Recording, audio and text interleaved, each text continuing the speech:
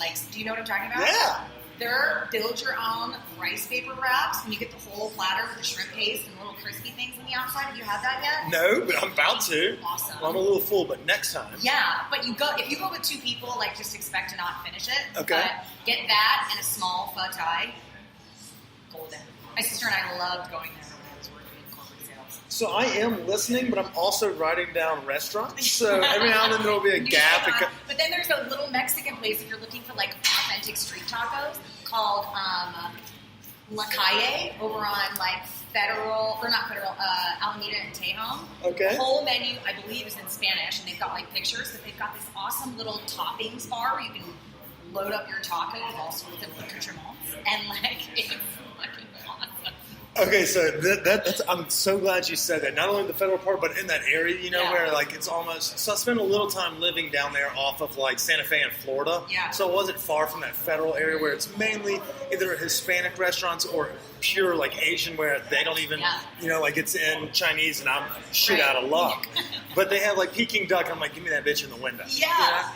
So we asked those same questions to our buddy Fat Guy in Denver and our other guests. And so this may end up being a regular because I just want to start creating a list of like everyone has this. You've been here for a while. You have to have some good shit that nobody knows about. It's great, isn't it?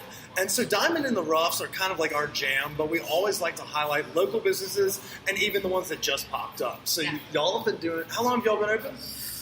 8 weeks. Yeah, not long. Yeah. Okay, yeah. So, I mean, and when I walked in, y'all were obviously family friendly, had folks galore on the patio, which is popping with a little shade. Yeah. And then, what are the hours? What if somebody wanted to come down here for happy hour after work, or if they wanted to do dinner, how late can we get in here? 11 to 9 every day except Monday, but I think once I get more staff, it's a problem in the industry right now, we're going to probably open 11 to 9 on Monday too. Okay, so let's talk about this. Our friends over at the Grateful Bread, they posted something about how they keep losing folks in the industry because folks are going to the marijuana industry. So they're like, you can't find a strong, like, even if it's an hourly worker or if it's a skilled, set. I literally have a kitchen that is wanting to go into that industry. You don't have to whisper. You can say it. He won't hear it until it airs. No, it's good. I fully support it. Because he's young and, like, I want people to be happy. I mean, the culture that we create here is, like, one of the questions that I always ask people is what inspires you and what are you passionate about? And, I mean, I understand that people aren't going to stay here forever, but I support him in that endeavor because I want him to do something that he's passionate about.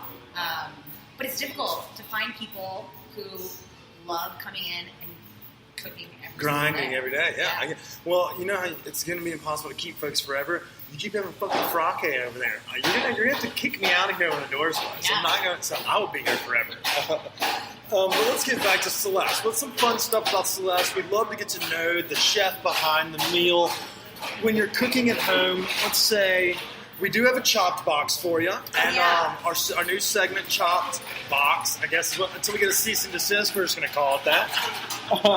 But let's go ahead. There are things you can do with that in your brain. Yeah, well, so we're going to give you a couple things, and I'm going to throw them on you right now. We'll see how you fail. You're obviously an aficionado when it comes to fish, so I'm going to throw something else in your wheelhouse. Okay.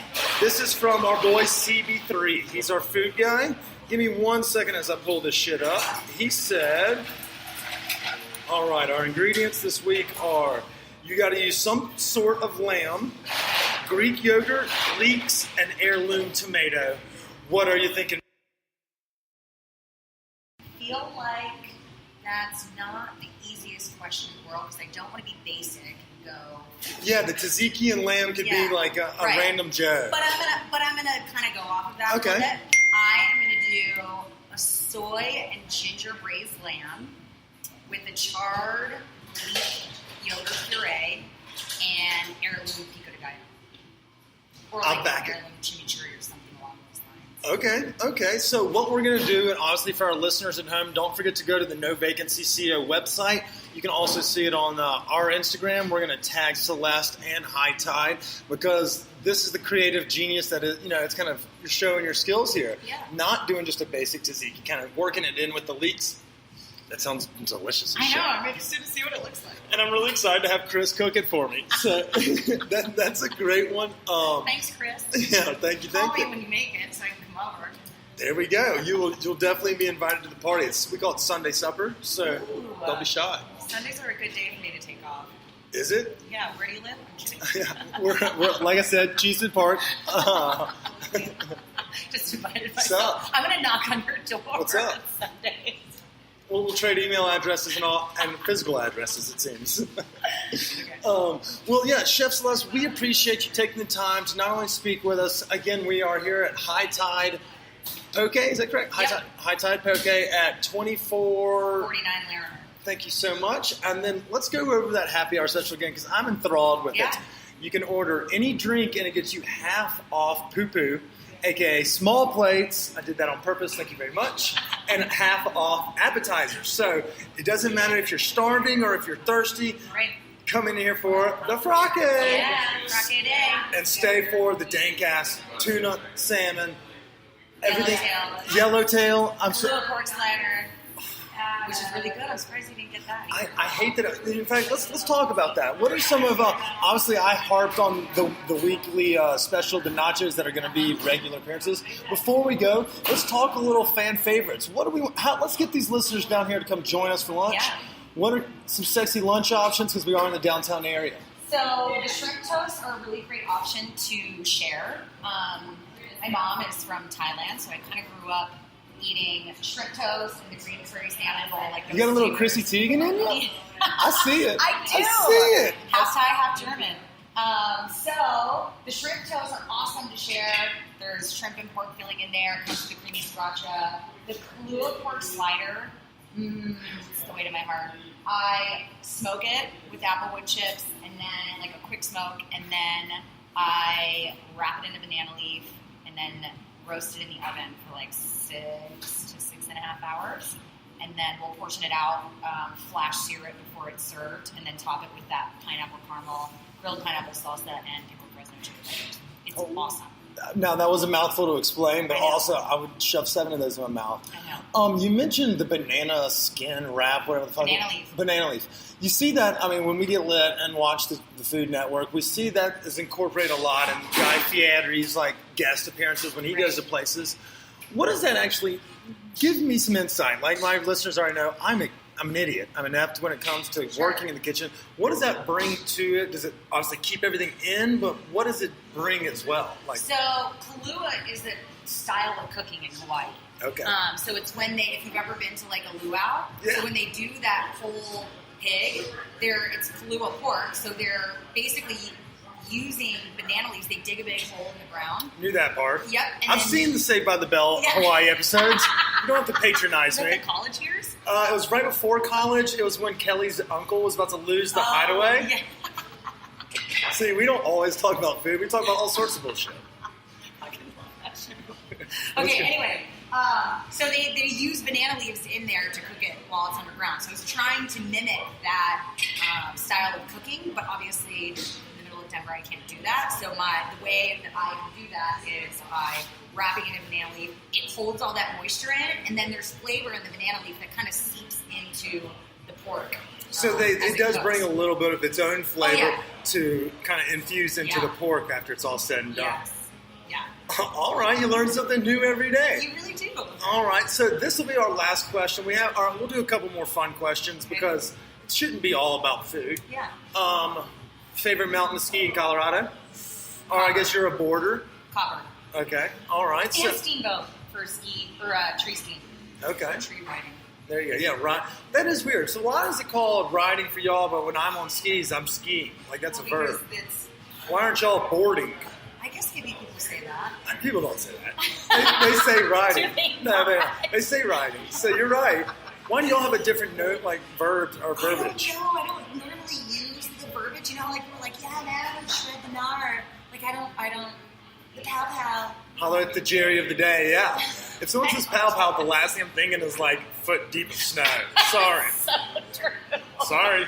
I'm a city guy. I'm thinking of Cervantes night. If you say that.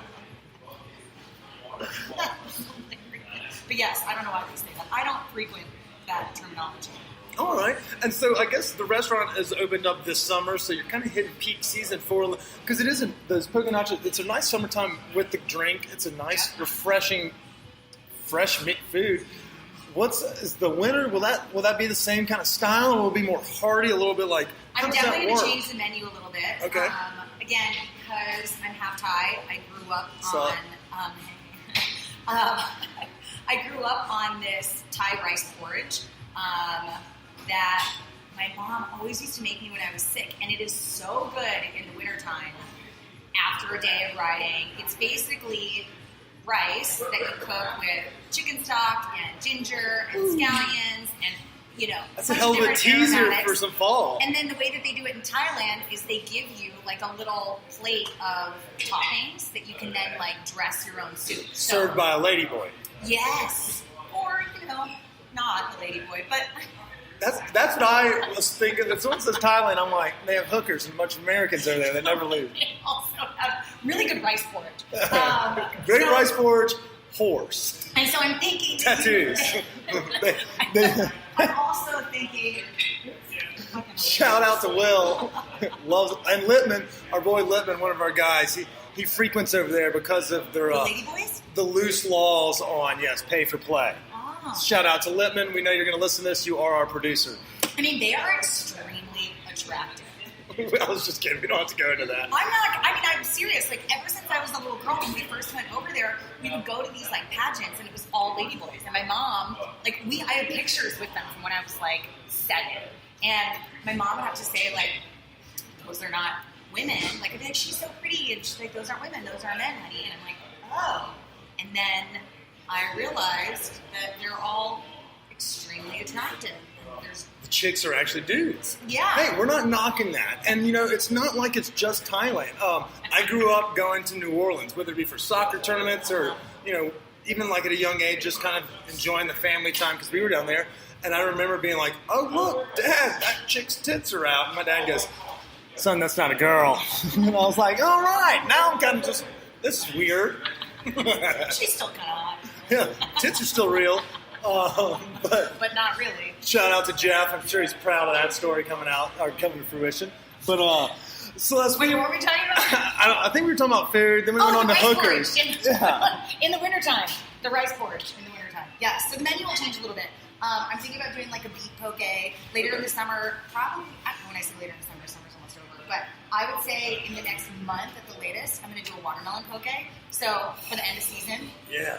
And then in the winter and the fall, I'll do some specials and change the bowls a little bit. That sounds fine. I'm a big fan of the watermelon, so I can get behind that for sure. Yeah, if you cook it, it ends up taking on the same texture and color of tuna. I don't know if you knew that. I can see the color, obviously, because they're eerily similar already.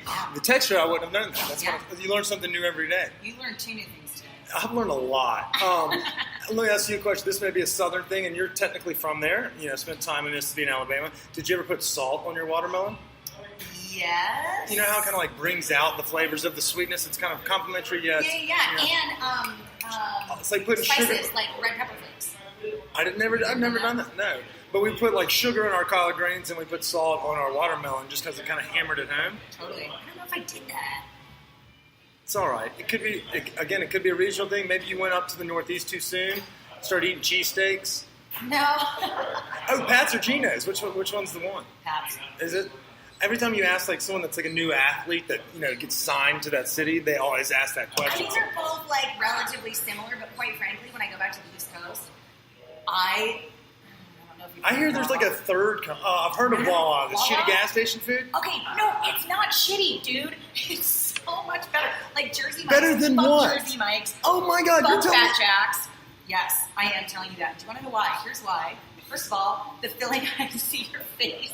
Ordering sandwich. Look, I admit that I eat the shitty food in town. I am not Chris. He's the 1% guy. But I'm not going to get a fucking sandwich. That's like getting Subway at that gas station in Georgetown. It actually is totally different because it's a whole deli on the inside. It's not always a gas station. And they, like, their bread and filling to ratio, they've been doing the touchscreen ordering forever. So they beat McDonald's to putting people out of, cheap labor? No. You order... Is that what you're saying? No, you just order on the screen, and then it gets billed in front of you, and then you can go get... If you like a different kind of soda, and maybe that restaurant doesn't have it, you can get whatever you want. You can get a freaking fruit punch, or you could get a can of beer, or you could get whatever. You can get hers, sour cream, onion potato chips, shorty, Italian. So hers are kind of like a regional thing as well.